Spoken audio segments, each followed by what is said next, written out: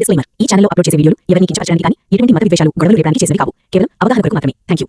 Hi అండి, welcome to our channel. I'm your beloved one Gideon. అందరూ ఎలా ఉన్నారండి? బాగున్నారా? అయితే ఈ వీడియో ద్వారా ఒక చిన్న హెచ్చరిక అండి. ఇది ముఖ్యంగా క్రైస్తవులకు హెచ్చరిస్తున్నటువంటి వీడియో. సో క్రైస్తవులారా, జాగ్రత్తగా ఉండండి. ఎందుకంటే మీరు మీ ఇంట్లో కూర్చొని ప్రార్థన చేసుకున్నా, ఒకవేళ మీ మందిరాల్లో కూర్చొని ప్రార్థన చేసుకున్నా కూడా మీ మీదకి వచ్చి దాడులైతే కొంతమంది చేయబోతున్నారు. సో మతోన్మాదులు. ఇలాంటి ఘటనే మనకు రీసెంట్గా అంటే 25వ తారీఖు మే నెల 2026 తేదీన మరి తాడిపత్రి అనే ఆ యొక్క ప్రాంతంలో యాడికి పంచాయతీ పరిధిలో ఉన్నటువంటి కోన రోడ్డు గల ఓసన్న ప్రార్థనా మందిరంలో కొంతమంది మరి సేవకులు, విశ్వాసులు కూర్చొని ప్రార్థన చేసుకుంటున్నారండి. సో వ్యక్తిగతంగా వారైతే ప్రార్థన చేసుకుంటున్నారు.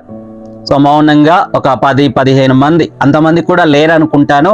కావాలంటే మీరు వీడియోలో కూడా చూడొచ్చు. ఆ వీడియో నేను మీ కొరకు ప్లే చేస్తాను. అయితే ఆ వీడియో ప్లే చేసే కన్నా ముందు కొన్ని విషయాలు మీ మధ్యలో మాట్లాడడానికి నేను ఇష్టపడుతున్నాను. తర్వాత నేను మీ కొరకు వీడియో ప్లే చేస్తాను. ఇదిగోండి, సో దినాలు చాలా భయంకరమైనటువంటి దినాలుగా మార్చబడుతూ ఎందుకంటే ఇది కుట్రపూరితమైనటువంటి ఒక కార్యముగా కూడా మనం ఆలోచన చేయొచ్చు. సో రీసెంట్గా మరి రాధా మనోహర్ దాస్ ఆయన మరి ఒక బహిరంగ సభలో, మరి హిందూ బహిరంగ సభ అండి, అది మనందరికీ తెలుసు, పెద్దాపురం అనేటువంటి ప్రాంతంలో వారైతే ఒక మీటింగ్ లో క్రైస్తవులను ఉద్దేశించి చాలా అసభ్యకరమైనటువంటి పదజాలం ఉపయోగించడం ద్వారా ఆయన మీదైతే కేసు పెట్టడం జరిగింది. మరి తర్వాత ఏమైందో మీ అందరికీ తెలుసు. ఎందుకంటే అధికారం వాళ్ళది. సో వారికి ఉన్నటువంటి ఇన్ఫ్లుయెన్స్ బట్టి వారైతే ఆ కేసు నుంచి బయటకు వచ్చేసారు. కానీ ఆ యొక్క భావము అంటే వారి కలిగినటువంటి ఆ యొక్క ఉద్రేకత, లేదంటే ఆ యొక్క ఫీలింగ్ ఏదైతే ఉందో వారు ఇలా వ్యక్తపరుస్తున్నారండి. సో ఇది రీసెంట్ గా మరి ఆ తాడిపత్రి, ఆ చుట్టుపక్కల ప్రాంతాల్లో జరిగినటువంటి ఈ యొక్క ఘటనను బట్టి మనం అర్థం చేసుకోవచ్చు. అయితే ఒకసారి ఆ వీడియో నేను మీ కొరకు ప్లే చేస్తాను, తర్వాత కొన్ని విషయాలు మాట్లాడతానండి.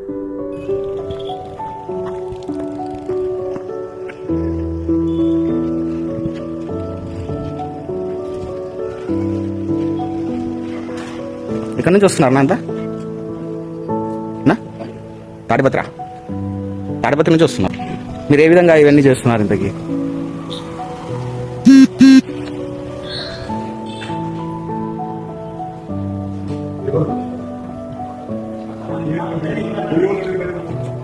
ఎవరు అడిగినది?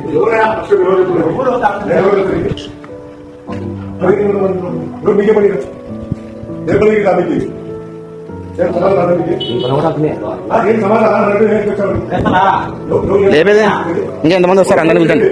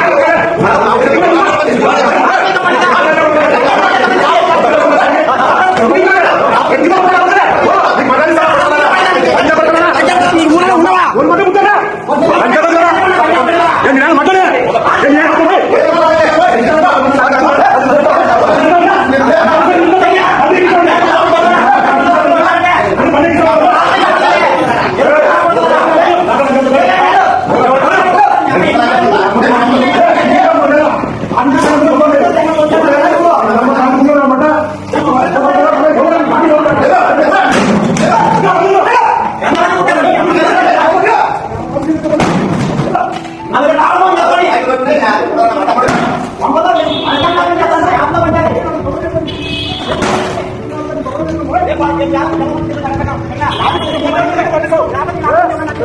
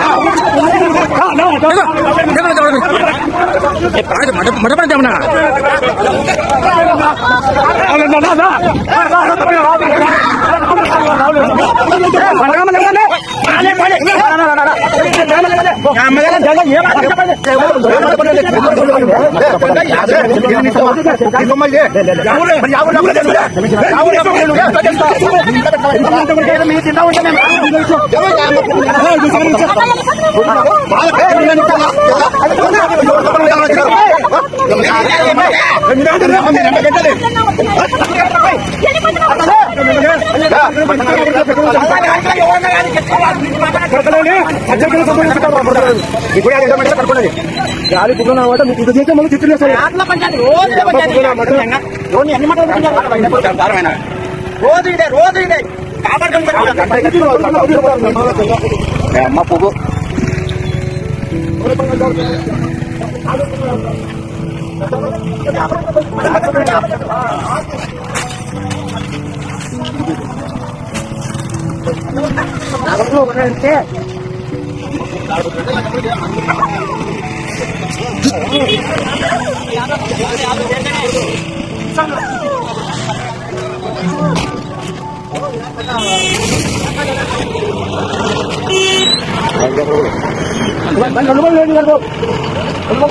చూశారు కదండి.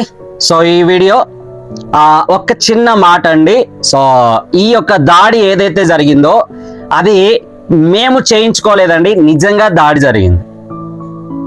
సో ఎందుకు ఈ యొక్క మాట నేను వాడుతున్నానంటే, మరి రీసెంట్గా మరి అభినయ్ దర్శన్ సో ఒక దాడి చేయించుకున్నాడు. మరి దాన్ని ఉద్దేశించి చాలా మంది మీరే దాడి చేయించుకున్నారులే అన్నట్టుగా మాట్లాడతారు. కాబట్టి ఈ యొక్క మాటనైతే ఇక్కడ నేను ఉపయోగించడం జరిగింది. సో మేమైతే దాడి చేయించుకోలేదండి. అక్కడ ఉన్నటువంటి ఏ పాస్టర్స్ కానీ ఏ క్రైస్తవులు కానీ దాడి చేయించుకోలేదు. మరి కొంతమంది మతోన్మాదులు వచ్చి అక్కడ వారి మీద దాడి చేయడం అయితే జరిగింది. అయితే ఇక్కడ ఒక చిన్న మాట నేను మీకు ప్రశ్నించాలని ఇష్టపడుతున్నానండి. మరి అభినయ్ దర్శన్ చేసినటువంటి ఒక ఘటనని చాలా news channels, main news channels so వారి యొక్క టిఆర్పి రేట్ కొరకు వారైతే ప్రతి గంటకు ఒక నిమిషం లైవ్లు డెబేట్లు పెట్టి మరి ఆ యొక్క వీడియోనైతే 24 hours ప్లే చేశారు.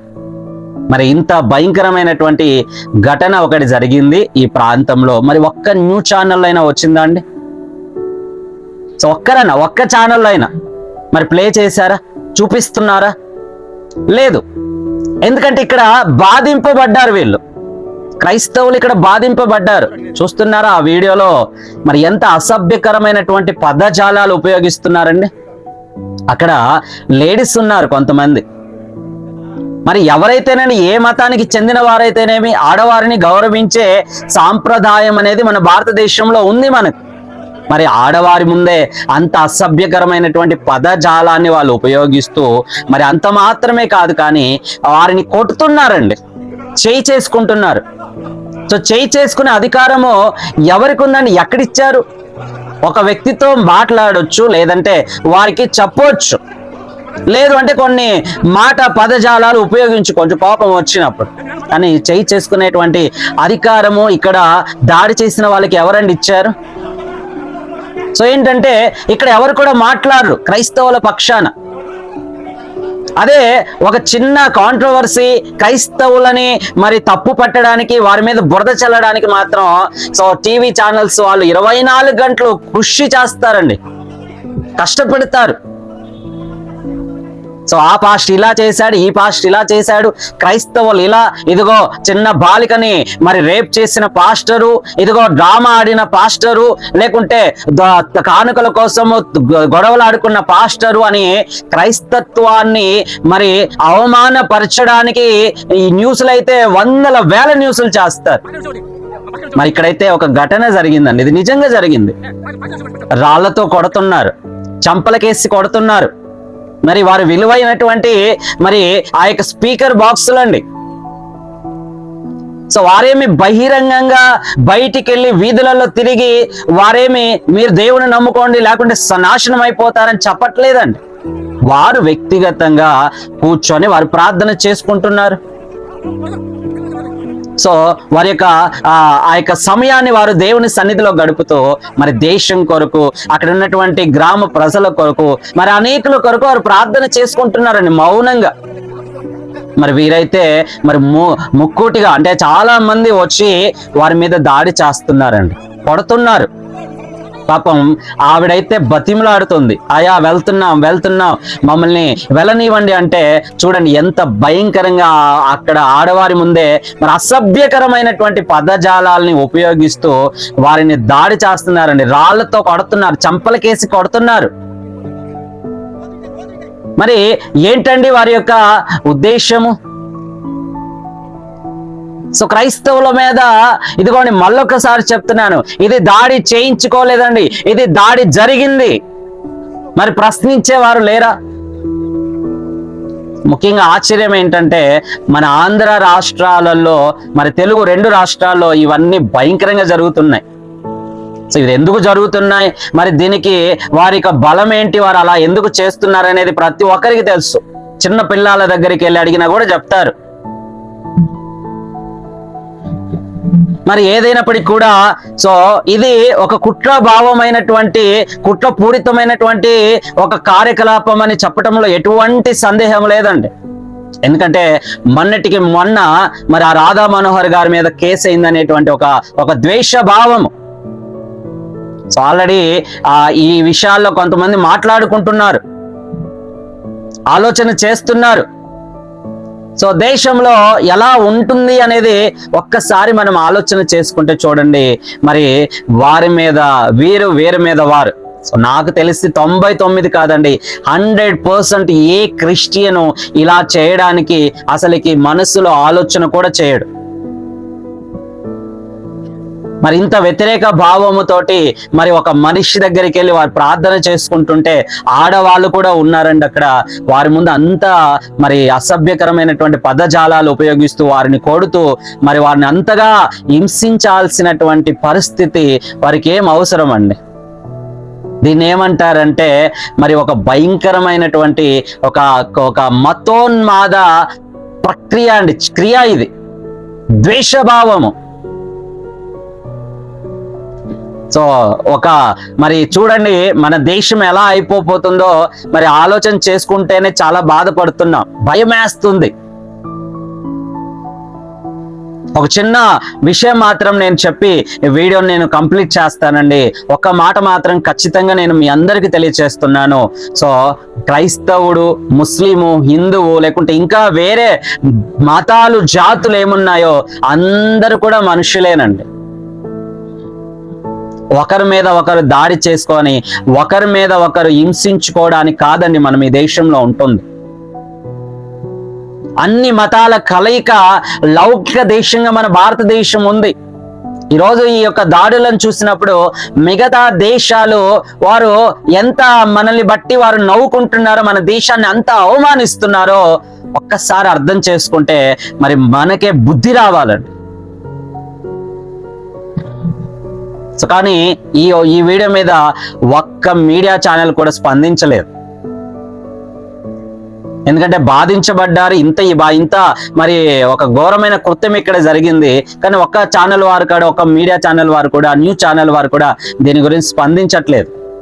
కానీ ఇదిగోండి ఒక సేవకుడు లేకుంటే ఏదో క్రిస్టియన్ ఒక చిన్న తప్పు చేశాడు అనుకోండి, దాన్ని భూతద్దముగా చూపించి ఇదిగో తోక అంటే అదిగో పులి అన్నట్టుగా దాని మీద కాంట్రవర్సీ, ఈ క్రైస్తవులు ఇట్లా, ఈ పాస్టర్స్ ఇట్లా అని చెప్పి క్రైస్తత్వం మీద బురద చల్లడానికి, వాళ్ళని అవమానించడానికి మాత్రం సో గంటలు గంటలు వీడియో చేస్తారు, టీవీలలో కూర్చుంటారు, డిబేట్లు చేస్తారు, న్యూస్లు పెడతారు, ఇంటర్వ్యూలు చేస్తారు. మరి ఇక్కడ జరిగినటువంటి దీనికి మాత్రం ఒక్క ఛానల్లో కూడా వీడియో రావట్లేదు. ఎందుకంటే ఎవరో క్రైస్తవులు లేకుంటే ఎవరో కొంచెం దాని గురించి ఆలోచన కలిగినటువంటి వారు కొన్ని వీడియోస్ చేసి మరి మాట్లాడుతున్నారు. ఎందుకంటే ఒక అవేర్నెస్ కొరకు, ఇదేదో రెచ్చగొట్టడానికి కాదండి. ఇదిగో మన క్రైస్తవుల మీద దాడి జరిగింది, మీరు కూడా వెళ్ళి దాడి చేయండి అని ఏ క్రైస్తవుడు కానీ ఏ యొక్క క్రిస్టియన్ కానీ పాస్టర్ కానీ చెప్పడండి. సో ఒకటే చెప్తాడు, ప్రార్థించండి.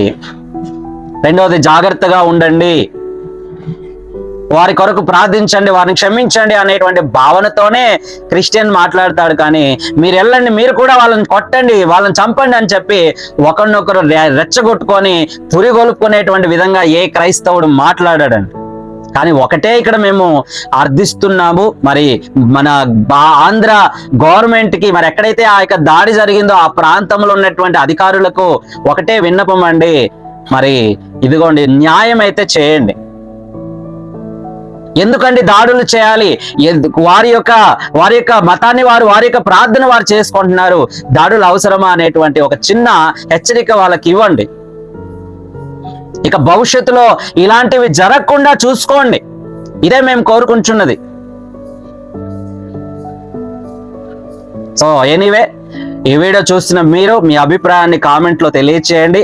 ఎందుకంటే సో మనం ఇక్కడ స్పందించకపోతే, కనీసం క్రైస్తవులముగా ఉన్నాము కానీ ఏమి దీని గురించి స్పందించకపోతే ఎలా అండి? తన్నించుకుంటామా? ఎప్పుడు కూడా రేపు ఈ రోజు ఇక్కడ, రేపు మన ఇంట్లో, నీ ఇంట్లో కూర్చొని ప్రార్థన చేసుకోవడానికి లేదు. అలాంటి దినాలు కూడా రాబోతున్నాయి. ఇప్పుడు మనం దాన్ని అర్థం చేసుకొని దాని గురించి మనం స్పందించకుండా దాని యొక్క మరి ఆ మనోభావములు ఏదైతే మనకున్నటువంటి ఆ భావం ఏదైతే ఉందో, మన అధికారం మన ఇష్టం ఏదైతే ఉందో దాన్ని మనం తెలియచేయకపోతే కష్టమండి. భవిష్యత్తుని చాలా భయంకరంగా మనం ఎదుర్కోవాల్సి వస్తుంది. ఓకే, సో మీ విలువైన అభిప్రాయాన్ని కామెంట్లో తెలియచేయండి. మరి ఈ దాడిని బట్టి మీరు ఏం స్పందిస్తున్నారు, సో దీనికి ఎలా మరి మీ యొక్క రెస్పాండ్ ఉందనేది మీరు కామెంట్లో తెలియచేయండి. ఎందుకంటే ఇది కొంతమంది అధికారులు వీడియో చూడొచ్చు, వారు దీని ద్వారా స్పందించవచ్చు మనకు అనుకూలంగా. Okay, so God bless you all. So మరొక వీడియోతో మరలా కలుద్దాం. మన ఛానల్ ఇంతవరకు సబ్స్క్రైబ్ చేసుకోకపోతే ఇప్పుడే సబ్స్క్రైబ్ చేసుకోండి. Take care. దేశ మరియు రాష్ట్ర అధికారులారా, నాయకులారా, దయచేసి ఈ ఘటన గురించి మీరు స్పందించండి. ఇలాంటి ఘటనలు మరలా జరగకుండా మీరు కొంచెం గట్టిగా మాట్లాడండి ప్లీజ్.